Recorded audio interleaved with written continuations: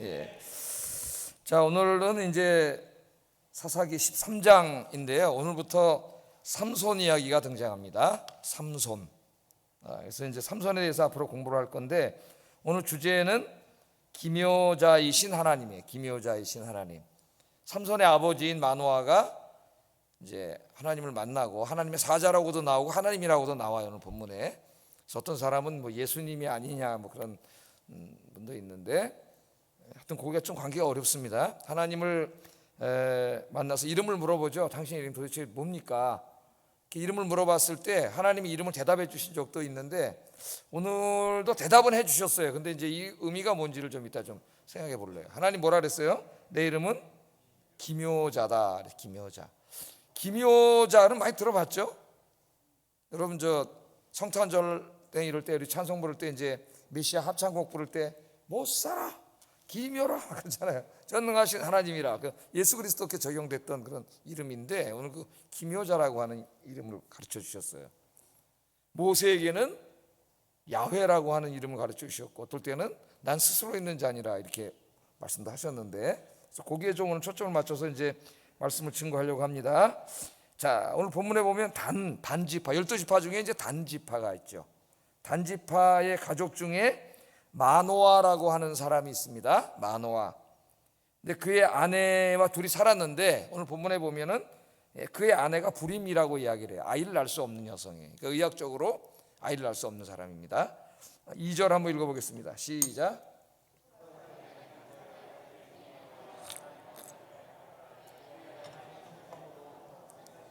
예, 그 아내가 임신하지 못한다는 말은 아이를 낳을 수 없는 여자라는 거예요. 불임 여성인데요. 자, 사사기 저자는 이 여인의 불임 상태를 통하여 당시 이스라엘의 절망적인 상황을 상징적으로 보여주고 있습니다. 이 고대 사회에서 한 여성이 아이를 낳지 못한다고 하는 것은 절망이에요, 절망. 근데 이제 뭐 영원히 낳을 수 없는 거죠. 그런 걸 통해서 지금 이스라엘 사회가 직면하고 있는 그런 이스라엘 사회의 문제가 절망적인 상황임을 보여줘요. 그래서 선지서를 나중에 이제 여러분이 읽다 보면은 이 아이를 낳을 수 없는 여성, 불임 여성과 이스라엘의 그 영적인 모습을 매치해서 설명하는, 상징적으로 설명하는 말씀들이 여러 번 나옵니다. 이제 아이를 낳지 못하는 여인이 해산한 같이 이제 예루살렘에 하나님이 이렇게 이제 소망을 주실 거라는 이런 약속들이 많이 나오죠. 예. 자, 당시 이스라엘은 그럼 도대체 어떤 상황이었느냐? 오늘 1절에 보니까 뭐라 나왔어요? 여호와의 목전에서 악을 행하였고 40년 동안 블레셋 사람에게 고통을 당하고 있었다. 그렇게 나오고 있습니다. 40년입니다. 40년. 우리나라가 일제 36년 고통을 당했는데요. 40년 동안 고통을 당했다. 그렇게 나오고 있어요. 자, 여러분 사사기를 가만히 읽어보면은 사사기는 어떤 말씀이에요? 하나님을 믿는 그 야훼 공동체, 이스라엘 공동체가 전혀 하나님을 믿지 않는 세속 사회, 거기 가나안 땅이죠. 우상 섬기고 음란과 폭력과 그런 탐욕과 욕심과 이런 가치관들이 지배하고 있는 땅, 그런 것들이 최고라고 최고의 가치를 두고 살아가는 사람들이 살고 있는 곳에 신앙의 공동체가 들어간 거죠. 그러니까 세속적인 사회 속에 믿음의 공동체 사람들이 들어간 거예요. 그래서 이제 그들이 그 가운데서 어떻게 신앙으로 살아야 되는가를 가르치는 게 사사기 말씀인데, 오늘 여러분이 이제 신앙의 공동체가 하나님의 전에 나와서 오늘 주일 예배를 드리죠. 내일부터 여러분이 각자 직장으로 나가시는데, 그 직장은 세속 공동체죠. 믿음하고는 전혀 상관없는 곳이에요. 안 믿는 사람들이 굉장히 많고, 돈, 권력, 인기, 명예 이런 것들을 최고의 가치에 두고 살아가는 사람들, 쾌락 이런 거죠.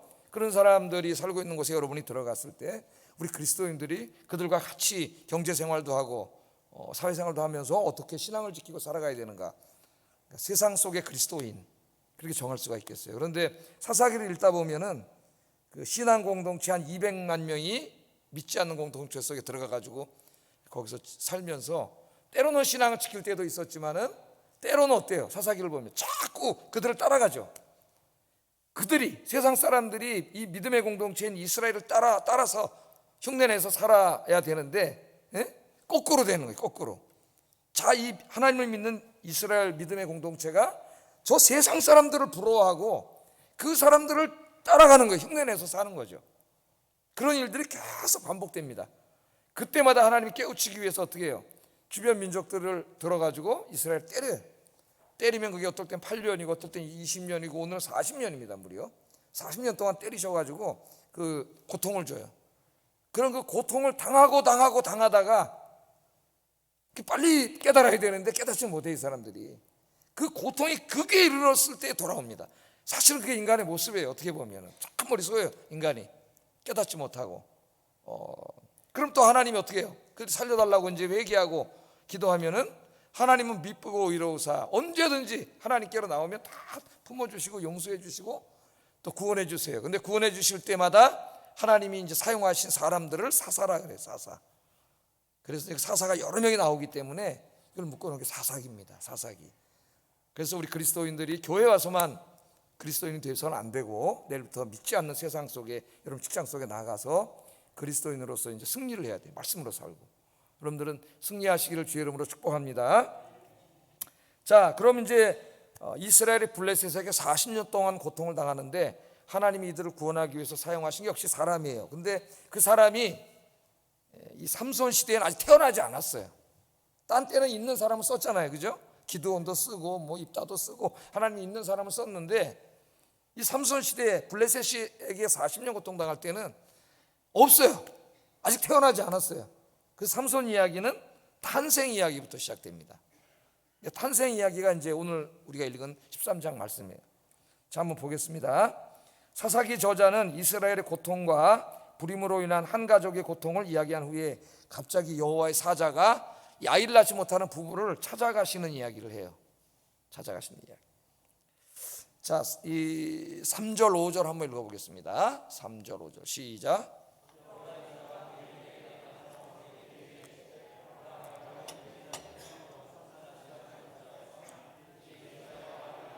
그러므로 너는 삼가 포도주와 독주를 마시지 말며 어떤 부정한 것도 먹지 말지니라. 보라, 내가 임신하여 아들을 낳으리니 그의 머리 위에 삭도를 대지 말라. 이 아이는 태에서 나옴으로부터 하나님께 바쳐진 나실인이 됨이라. 그가 블레셋 사람의 손에서 이스라엘을 구원하기 시작하리라 하시니. 아멘. 여러분의 자식 중에서, 여러분의 손주 중에서 이렇게 하나님이 택하신 이 주의 종이 나왔으면 좋겠어요? 안 나왔으면 좋겠어요? 예? 나왔으면 좋겠어요? 예? 할렐루야. 예. 주의 종이 나오는 이제 아이를 낳을 텐데 이 아이가 하나님이 쓰시는 특별한, 나실인이죠. 나실인. 특별히 다 하나님이 사용하시지만 그 중에서 특별히 들어서 지금의 목사들처럼 이렇게 하나님 특별히 사용하시는 그런 사람을 쓸 거라는 그런 이야기를 전달해 줍니다. 자, 두 가지를 약속했어요. 네가 지금 불임이고 아이를 낳을 수 없는, 의학적으로 불가능한 절망적인 상태지만 네가 아이를 낳게 될 거라는 거예요. 굉장히 소망적인 거죠. 우리 인간에게는 절망적인 상황이 굉장히 많습니다. 하나님이 도와주지 않으면 할 수 없는 게 많죠. 그런데 하나님이 찾아오시면 그 절망이 소망으로 바뀌어요. 할렐루야. 예? 그러니까 여러분에게는 절망이 없어요. 사실은 하나님이 계시기 때문에. 네가 불임이지만 아들을 낳게 해주겠다. 3절이 그거고, 그 다음에 놀라운 얘기를 합니다. 네가 낳는 아이가 네 민족을 블레셋으로부터 구원할 것이다 하는 5절의 말씀이 어떻게 보면 예수님 탄생하실 때 하신 이야기와 비슷한 이야기를 이렇게 약속을 해주십니다.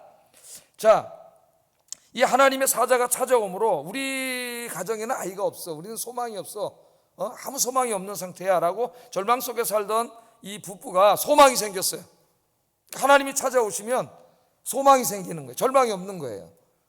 여러분들이 절망하고 있던 인생의 문제들, 그게 뭐 병이든지 아니면 뭐 경제적인 문제든지 다른 어떤 문제든지 이것들을 하나님이 찾아오시면 해결해 주시는 줄로 믿습니다.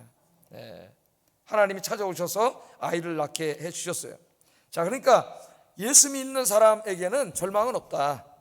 예수 믿는 사람에게도 고통이 찾아올 수 있고 절망적인 상황이 올 수는 있지만 절망은 없어요. 왜냐하면 여러분들이 하나님을 의지하고 찾으면 하나님이 찾아오셔요. 찾아오시면 모든 게 치유되고 회복됩니다. 제가 이제 최근에 개인의 경험을 통해서 더 놀라운 체험들을 많이 하게 되죠. 인간의 어떤 의학이라든가 뭐 이런 생각으로는 이게 될까? 그렇게 이게 나을까 이런 생각이 들지만 하나님이 찾아오시면 다 해결이 돼요. 놀랍게 해결이 됩니다. 놀랍게. 자, 그래서 이제 하나님이 이 아이를 약속하셨고요. 이 아이는 하나님이 구원자로 쓰실 사람, 나시린으로 특별히 구별한 그런 아이예요.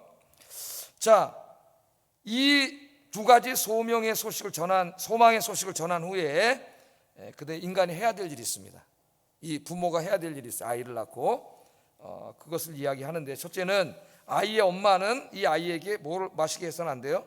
포도주나 독주를, 술, 알코올 이런 거 마시게 하면 안 되고, 부정한 음식을 먹게 해서는 안 되고, 하나님 기뻐하지 않은 율법에 금지한, 또 머리에 삭도를 대서는 안 된다. 나시린들은 머리에 삭도를 대지 않았습니다. 삼손의 힘은 머리에서 나왔다 그랬죠. 긴 머리, 삭도를 대지 않았어요. 그래서 그는 이제 세상의 다른 아이들과는 구별을 해야 돼요. 구별된 나시린으로 키워야 된다. 이게 이제 삼손에게만 해당되는 말이 아니에요. 여기 계시는 우리 부모님들, 또 조부모님들에게도 다 해당됩니다. 세상의 아이들과 똑같이 키우면 안 되죠. 하나님을 믿는 하나님의 자녀로서 세상 아이들과는 구별되게 키워야 돼요. 그런 교육 철학을 가지고 있어야 돼요, 부모들이. 안 그러면은 세상 부모들한테 맨날 그 똑같이 따라하고 그러다가 다 아이들 신앙도 잊어먹고 나중에 엉망진창이에요. 자, 마노아의 아내는 이 놀라운 소식을 듣게 됩니다. 근데 자기만 들었잖아요. 남편은 몰라. 남편은.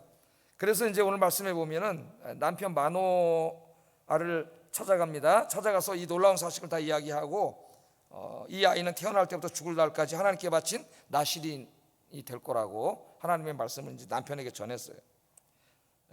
그래서 이제 삼손은 우리가 잘 알고 있지만 태어나서부터 죽을 때까지 나시린으로 그렇게 살았습니다.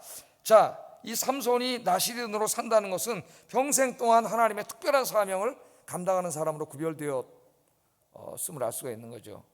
저희 부모님 같은 경우는 제 아들 하나밖에 없는데 제가 빨리 학교 나와가지고 좋은 직장을 들어가서 돈 벌어가지고 이제 나중에 부모님도 부양하고 가족도 일으키고 이래야 되는데, 하나님께서 저 하나밖에 없는 저를 목사로 부르셔가지고 생각을 해보세요. 뭐 경제적으로 여유도 그렇게 넉넉하지 않은데 제가 빨리 나가서 직장에 나가서 돈을 벌어야 되는데 목사로 나가가지고 20대 후반 30대 초반까지 대학원을 다녀야 돼. 대학 나온 다음에 또 신대원 가서 대학원 다녀야 되고, 그 다음에 취직을 했는데, 저 중정교회 취직을 했는데 한 달 월급이 23만 원이야. 23만 원. 다른 애들 뭐 엄청나게 벌을 때 아들 하나밖에 없는데 그 하나님께 바친 거예요, 그냥. 그 다음에 뭐 전도사, 뭐 강도사, 뭐 부목사, 뭐 이렇게 하면서 그게 무슨 얼마 되겠어요? 뻔하지. 그 어려운 가운데 뭐 부모님을 부양하기는커녕 도와줘야 되는 정말 하나님께 바친 거죠, 하나님 앞에 다. 예.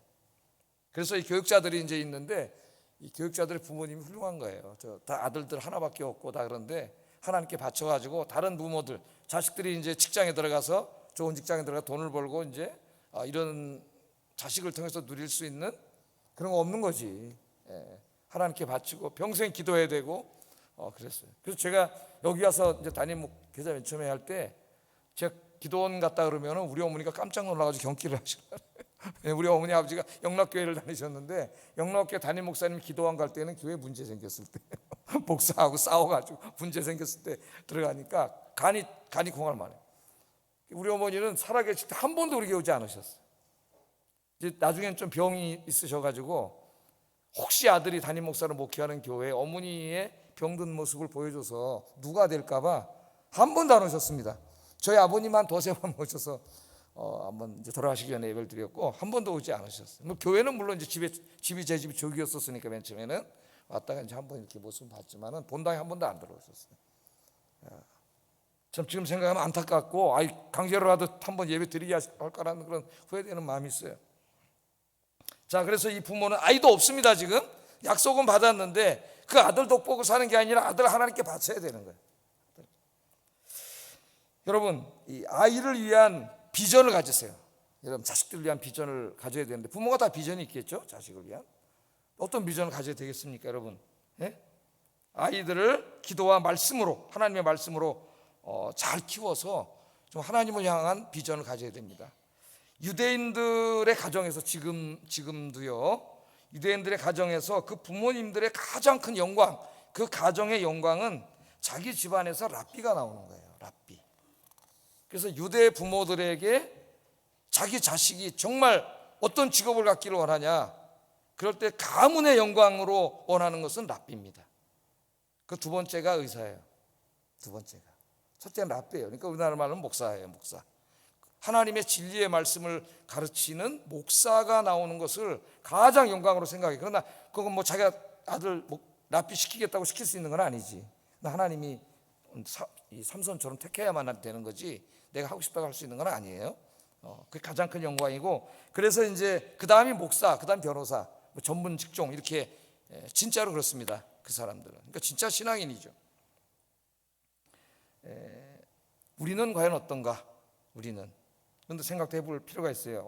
몇 년 전인데 총신대학의 한 구약 교수가 어느 교회에 가서 설교를 하는 내용을 제가 잠깐 들었는데, 그때 이런 설교를 하더라고요. 우리나라 교회 지금 장로, 권사 이런 중직자들의 집안에서 신학교 가서 목회자가 되는 경우가 최근에 거의 없다는 얘기예요. 뭐 있는지 없는지 모르지만 신학교 교수니까 거의 없다 그래. 거의 없다. 그러면서 이제 통탄을 하는 설교를 제가 들은 적이 있어요. 물론 다 목사가 될 필요 없죠. 하나님께서는 다양한 직종으로 불렀기 때문에 우리 특별히 칼빈주의 안에서는 자기 직장에 가서 하나님의 영광을 드러내면 됩니다. 아마 이 교수가 통탄한 것은 점점 세상적이고 세속적인 어떤 영광, 그런 비전에만 빠져가는 한국교회 성도들의 안타까운 영적인 상태를 안타까워한 것 같아요. 돈, 명예 뭐 이런 게 아니라 진짜 내 자녀가 유대인들처럼 랍비가 되기를 바란다고 될 수 있는 건 아니지만, 그런 이제 하나님의 영광을 위해서 일하는 사람이 되기보다는 지나치게 세속적인 성공, 이런 데에만 관심을 갖는 요즘 한국교회 교인들의 안타까움을 비유적으로 좀 얘기한 게 아닌가, 그런 생각이 듭니다. 특별히 여러분, 우리 모두는 영적인 나실인이에요.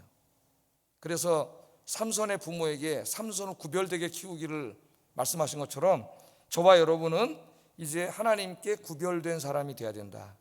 세상 사람들과는 구별된 사람, 지나치게 세속적이고 세상적인 것을 추구하는 사람이 아니라 진짜 하나님의 자녀가 된 다음에 하나님이 기뻐하시는 일들, 주님을 섬기는 일들, 아침에 제가 선교한 것처럼 전도하고 봉사하고 이런 일들, 하나님을 위해서 하는 일들이 여러분들의 가장 기쁜 일들이 되시기를 주의 이름으로 축복합니다.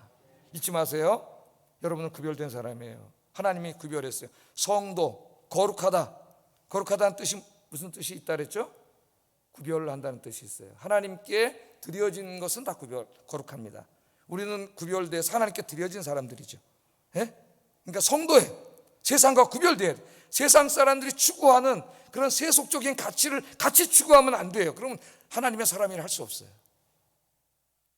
그래서 하나님이 기뻐하시는 성경적 가치, 하나님 나라의 가치를 추구하는 여러분 되기를 주의 이름으로 축복합니다.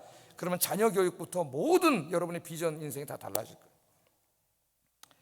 자, 마노아는 아내의 이야기를 듣고 깜짝 놀랐습니다. 이제 부인 얻어가지고, 제 친구 목사님도 아이가 없어서 저보다 한 살 많은데 지금 저기 우리가 후원하고 있는 김은환 목사님이에요. 저기 저 무슨 소백산인지 속리산인지 경상도 끝자락에 있는 뭔 산이죠?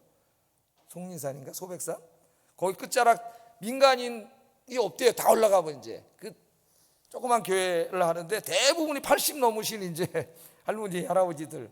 그래서 그 이제 사모님이 음악에서 음악사로 박사학위 하고 대학에서 가르치기도 하고 이제 성악을 하고 그랬는데, 할머니 한 대여섯 명 성가대 지휘하시고 그런데요. 그런 청소년 자녀가 없어가지고 그런 이제 개를 2마리 키운다 그래요. 진돗개 2마리하고 교감하면서 이제 농사 지으면서 그 포도 말고 조그만 거 뭐죠 그거? 블루베리? 블루베리. 요거 농사를 이제 같이 지으면서 1년에 한 박스씩 보내줘요. 저 집 사람 또 아픈 수술하는데 이게 좋대 그래가지고 블루베리 한 박스씩 보내주고 그렇습니다. 자, 하여튼 마노아는 아이 없이 이제 이 아내하고 둘이 이렇게 살고 있는데, 자기 아내 얘기를 깜짝 놀란 거지. 이게 믿어야 되나?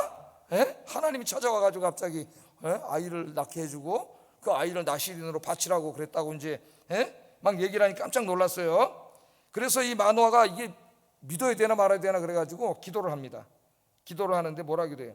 아내에게 보냈던 하나님의 사자를 다시 한번 보내달라고 기도를 해요. 8절에 8절 한번 읽어보겠습니다. 시작.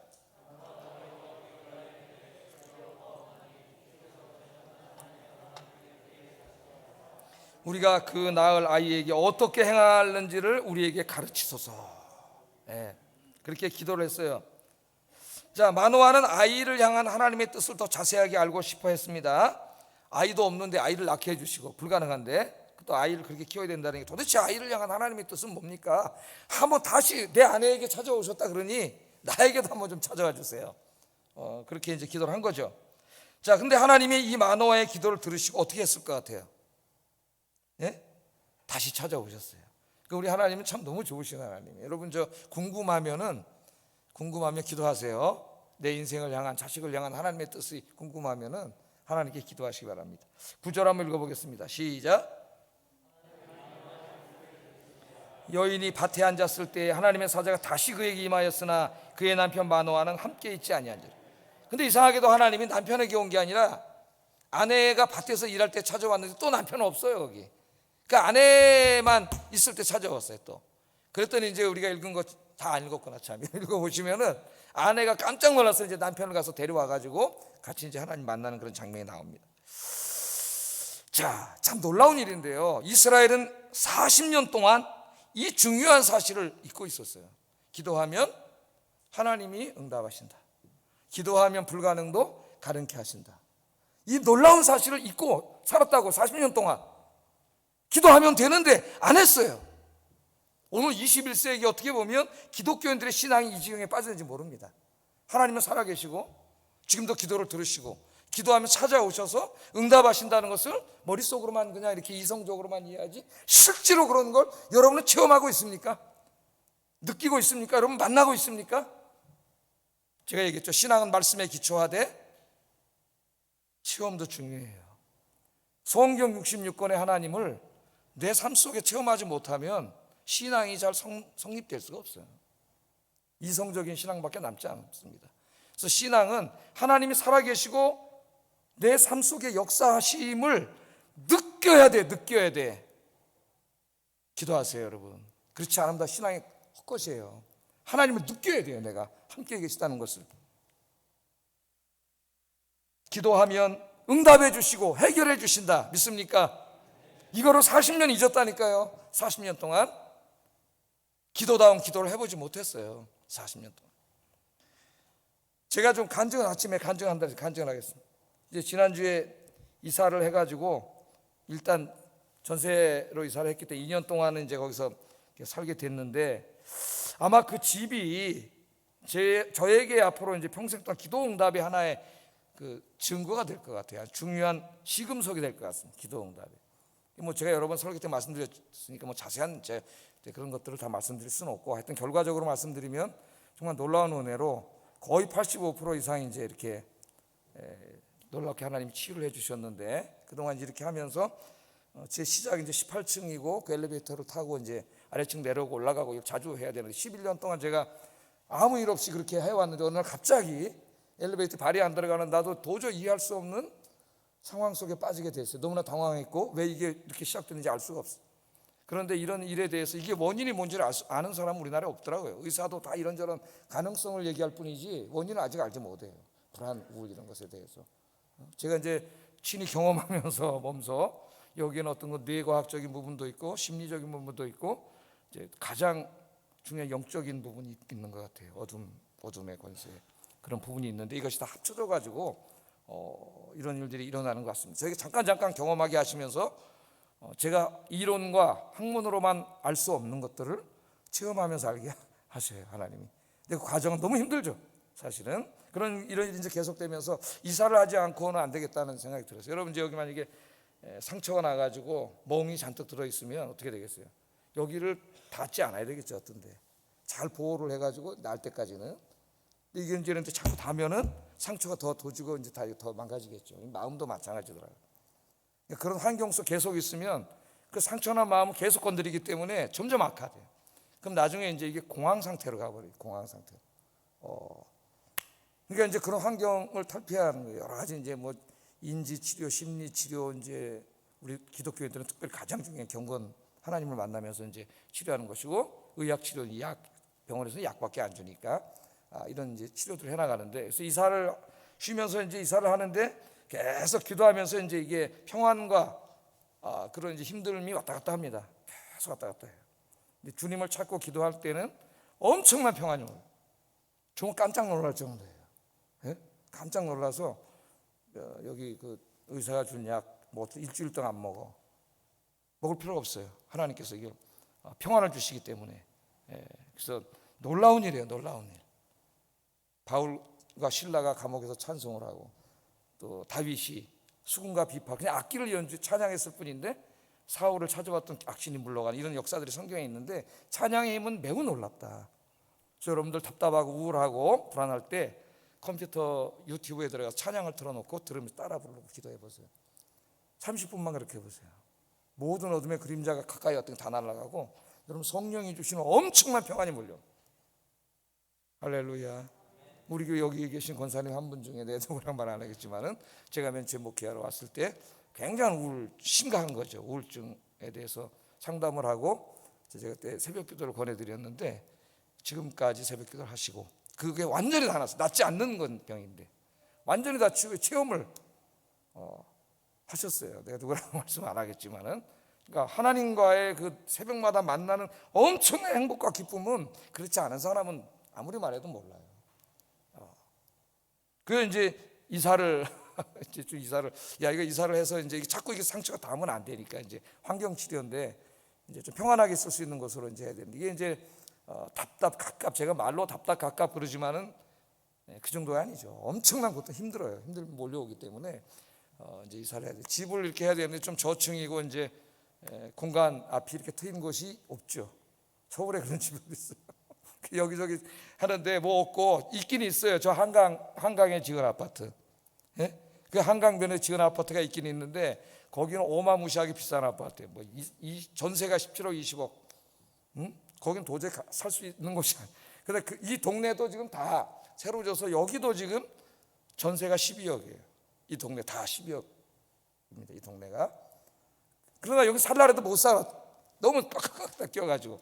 뭐 한강에서 조금 고다운 블록에서 뭐 좀 공원 주차장하고 뭐 공간이 있는 뭐 이런 저층 진짜 찾기도 어렵고 힘들어요. 거기가 조금 오래돼서 조금 싸요.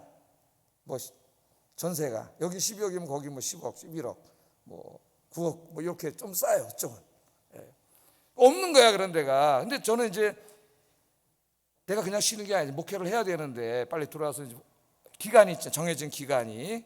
이게 되지가 않잖아요. 방을 얻어도 전세를 얻으면 이 사람이 또 나가서 전세를 얻어야 되고, 뭐 잔금 치료 최소한도 두세 세 달 걸리는데 이거 할 수가 없어.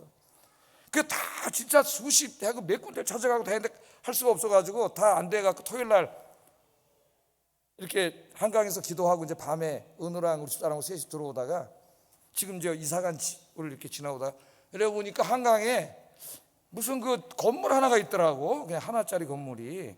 근데 사무실인지 뭔지 뭐 하나가 있어. 이게 뭐야? 여기도 사람이 사나?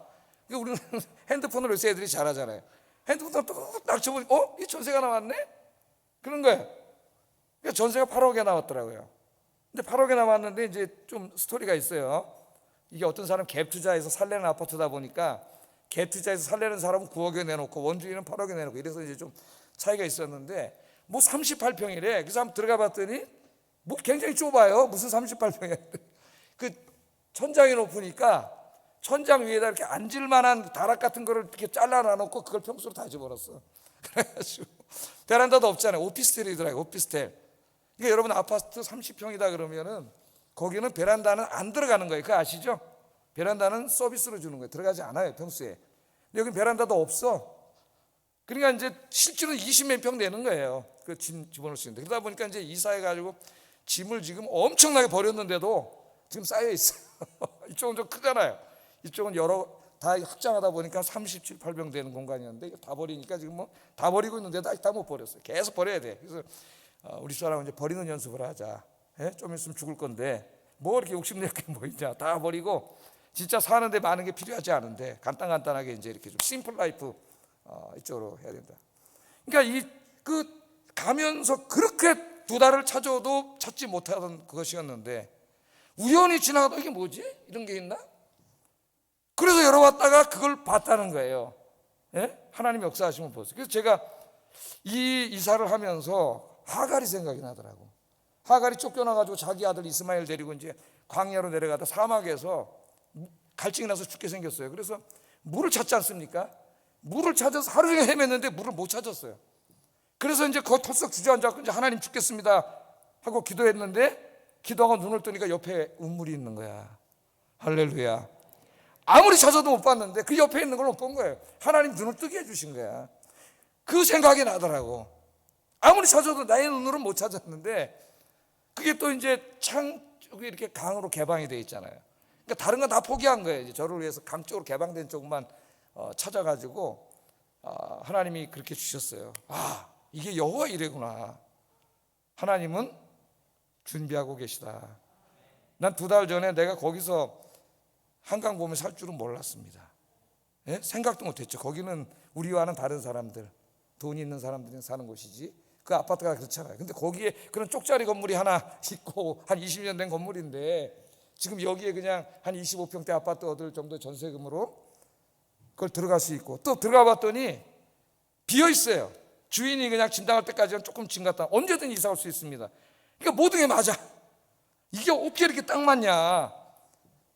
그래서 제가 오늘 설교 시간에 이걸 넣었어요. 여러분 기도하세요. 2달 전에 생각도 못하고 보지도 못했던 것들을 하나님은 우리가 기도하면은 준비하고 계시다는 거예요.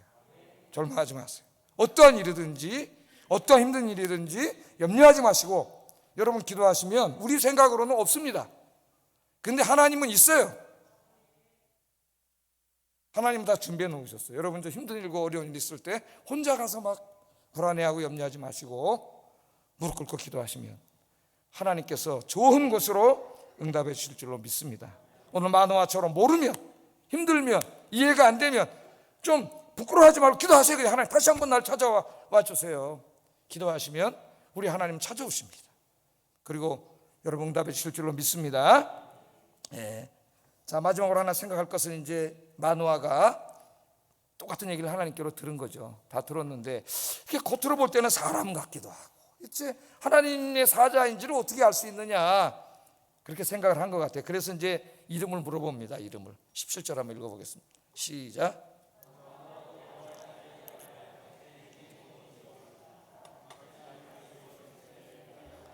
존귀 여기리다 하니 아멘.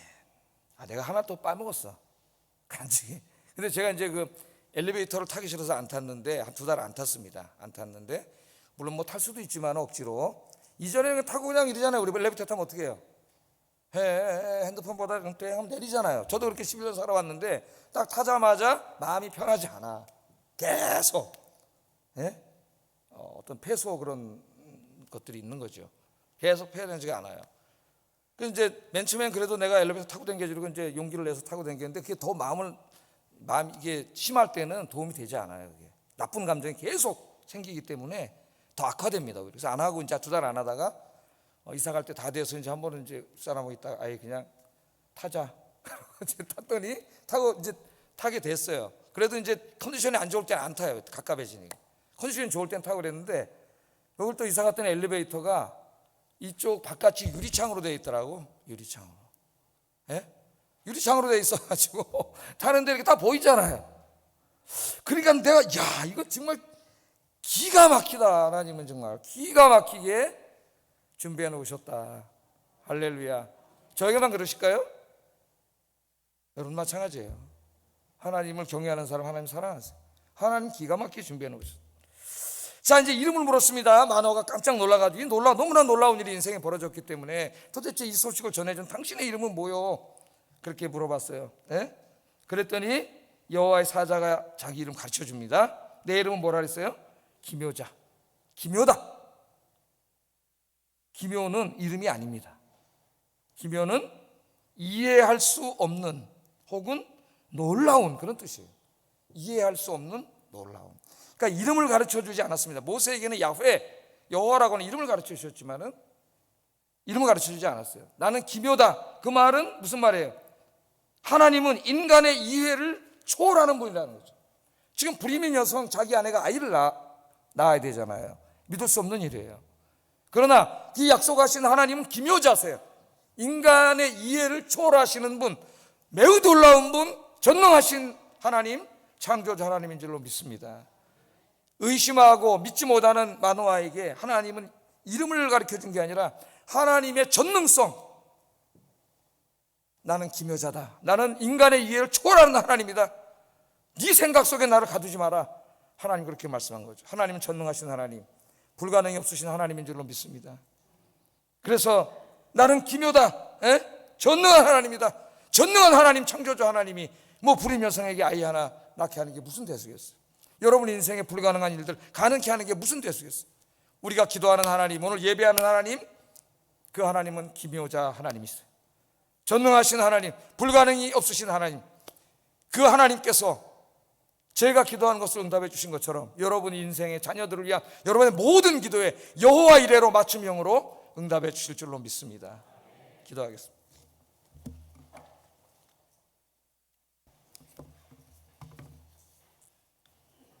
하나님은 소망의 하나님이십니다. 절망적인 인생도 하나님이 찾아오시면 소망의 인생이 돼요.